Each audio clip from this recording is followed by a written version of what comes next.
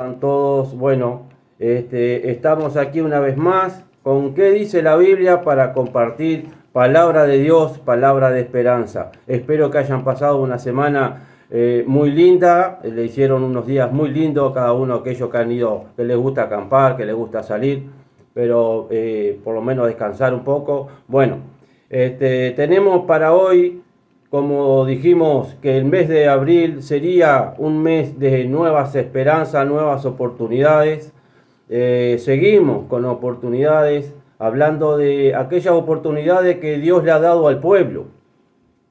Si vamos a Éxodo 12, tenemos que hemos pasado esta semana pasada, que habla de la Pascua. ¿Qué significa la Pascua? ¿Cuántos de ustedes conocen lo que es la Pascua? ¿De dónde nace? Bueno, vamos a estar conversando un poquito de eso ahora.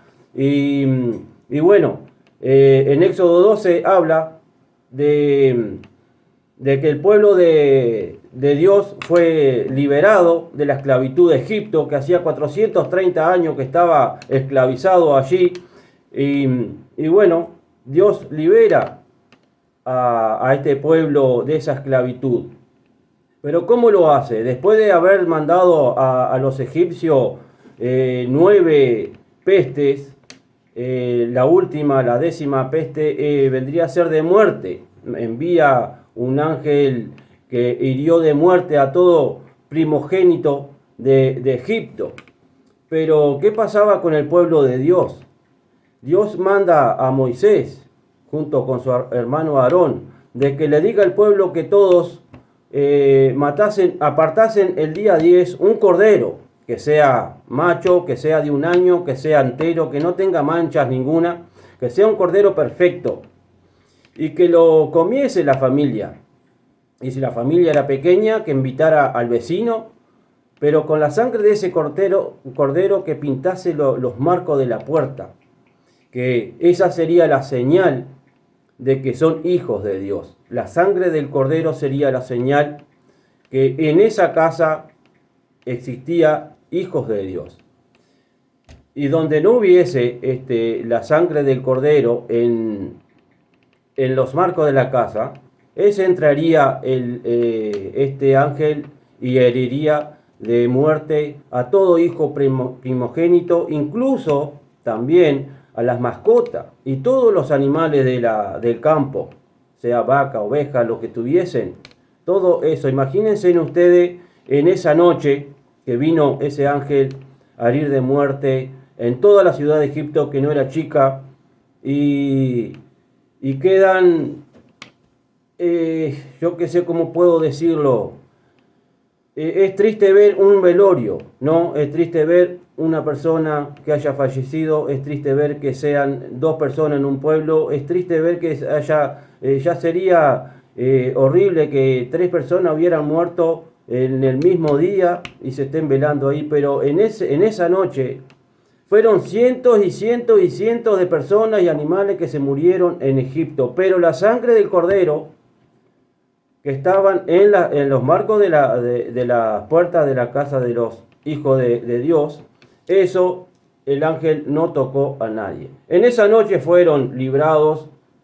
Entonces ahí es donde empieza la Pascua. Dice dice Dios que todos los años sería un pacto, ¿no? Que recuerden esa salvación. Entonces se juntaban todos. La familia se juntaba todos los años, la familia y el padre de la familia empezaba a contarle a sus hijos, a los que estén en la mesa, y le contaba todo lo que sucedió. Y todos los años hacían lo mismo. De generación en generación se fueron reuniendo cada año en esa Pascua, en esa cena, y se hablaba de ese día que fue el pueblo liberado de la esclavitud de Egipto. Bueno, en ese tiempo, en ese mes, dijo Dios, este mes os será principio de los meses. Para vosotros será este primero en los meses del año. Ahí comenzaba todo de nuevo. Y una de las ideas de este programa es que, y de este mes principalmente, de que todo pueda comenzar algo nuevo en tu vida, refiriéndose a la palabra de Dios y al amor de Cristo, ¿verdad? Que podamos empezar algo nuevo. Vamos a continuar. Entonces recordaban en esa cena toda la familia el día de la Pascua. Pascua quiere decir, aquellos que no saben, pasar por alto. El ángel pasó por alto esas casas que estaban con la señal de la sangre del Cordero. En Juan 1:29 habla de un cordero. Dice, cuando Juan el Bautista no estaba bautizando, venía Jesús hacia él, dice, este es el Cordero de Dios que quita el pecado del mundo. Y se refería a ese cordero que en un día, en una Pascua, tendría que ser sacrificado, así como fue sacrificado el cordero en Egipto, que fue para salvación de esa esclavitud. Bueno, así vamos a ver más adelante cómo este cordero que dice Juan también lo salva de una esclavitud, la esclavitud del pecado. Entonces se junta Jesucristo con sus discípulos. Seguramente sería el tercer año que Jesús celebraba esa Pascua con sus discípulos, como padre, ¿no?, de familia, él como maestro, no como padre, no, sino me refiero, como todos los padres de familia se juntaban, él era la cabeza, ¿no? Él era el maestro de ellos, entonces se juntaban, seguramente sería el tercer año ya. Y se juntaron entonces a celebrar esa Pascua.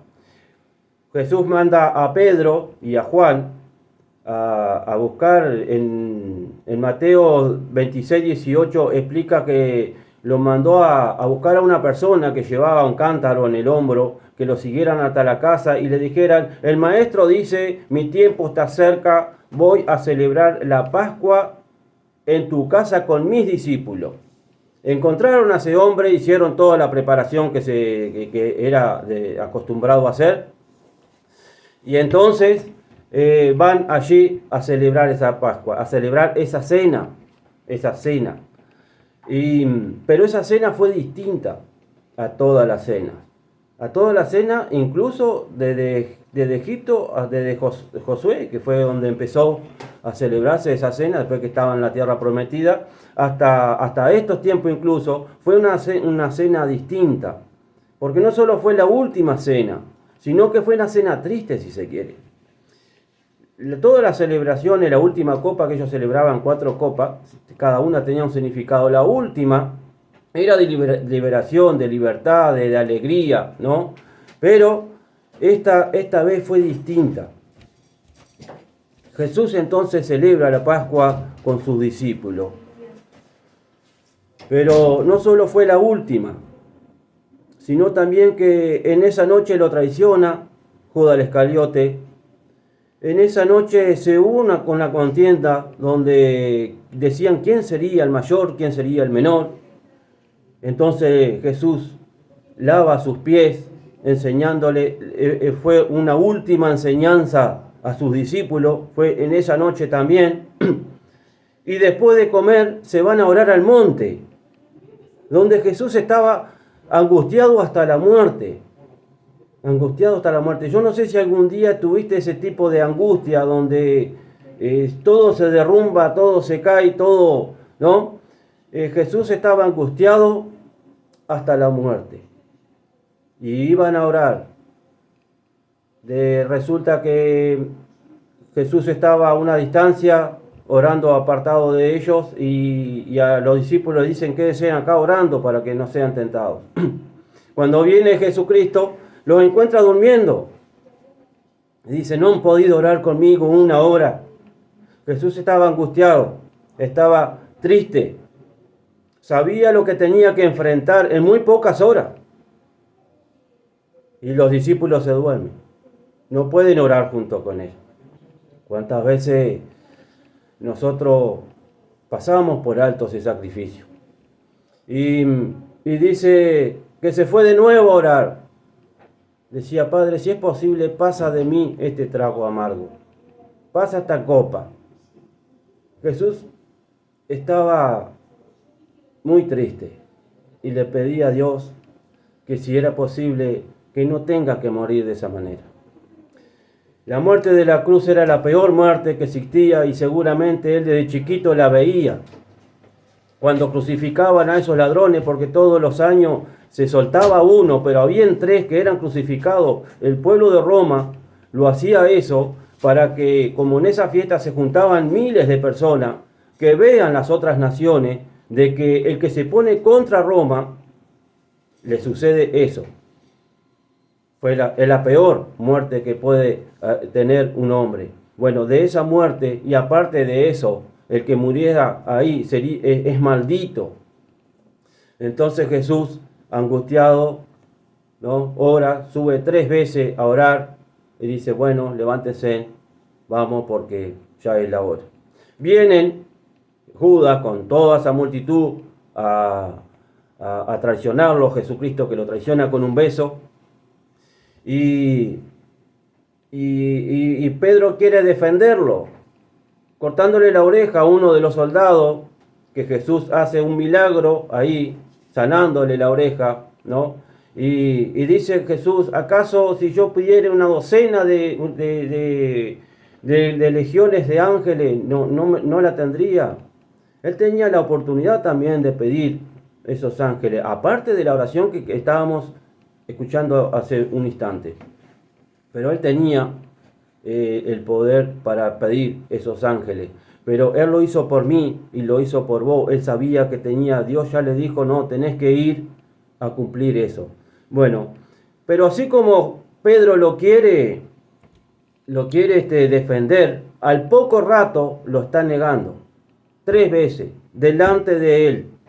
Es prisionero Jesucristo, lo llevan, le pegan, lo humillan,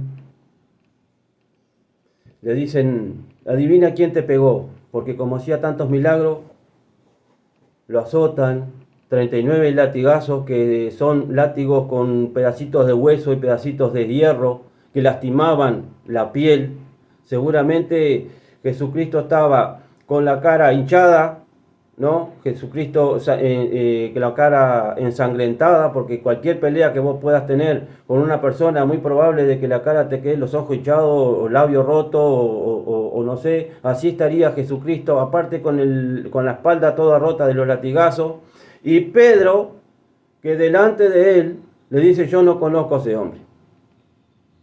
3 veces antes que cante el gallo, y él le dijo que me negarás 3 veces.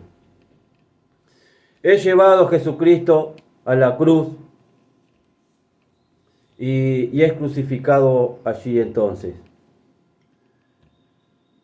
Y muere Jesús y los discípulos se apartaron, se fueron, unos para un lado, otros para otro, empezaron a vivir sus vidas que vivían antes y estaban también decepcionados porque Jesús era el Mesías, Jesús era la esperanza, Jesús era el rey de los judíos y este muere, pero al tercer día resucita.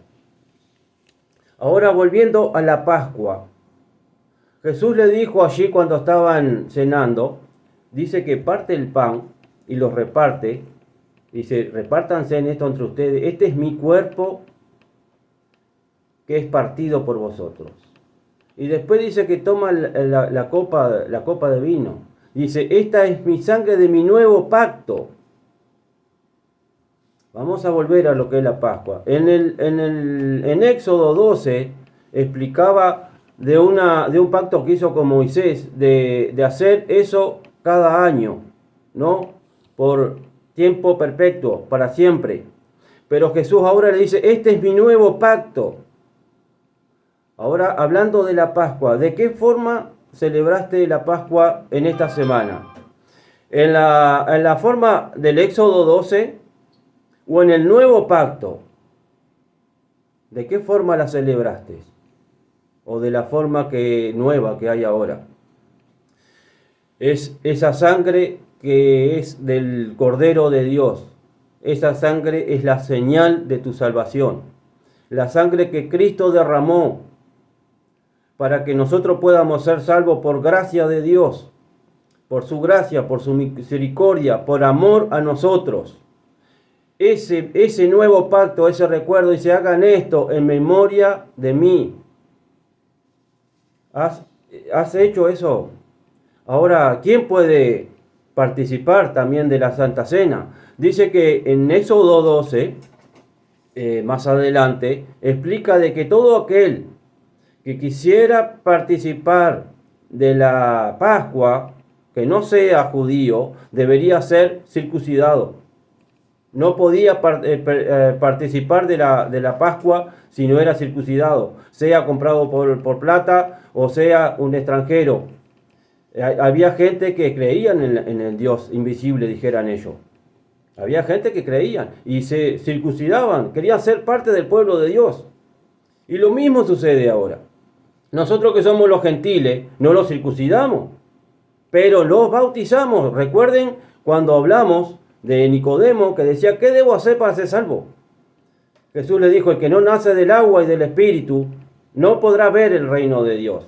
Entonces es necesario, para participar de esta Pascua, que seas bautizado, que aceptes a Cristo, que seas arrepentido de tus pecados. Dijo Juan, yo los bautizo para arrepentimiento de los pecados, pero el que viene detrás de mí lo bautiza con el Espíritu Santo, que es Jesucristo. Jesús te bautiza con el Espíritu Santo.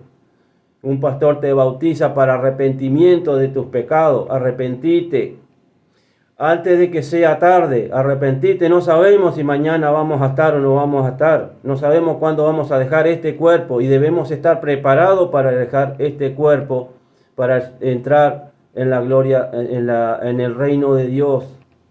Para entrar en el reino de Dios debemos arrepentirnos. ¿Cuántas veces negamos a Jesucristo como lo hizo Pedro? ¿Cuántas veces nos apartamos como hizo todos los discípulos?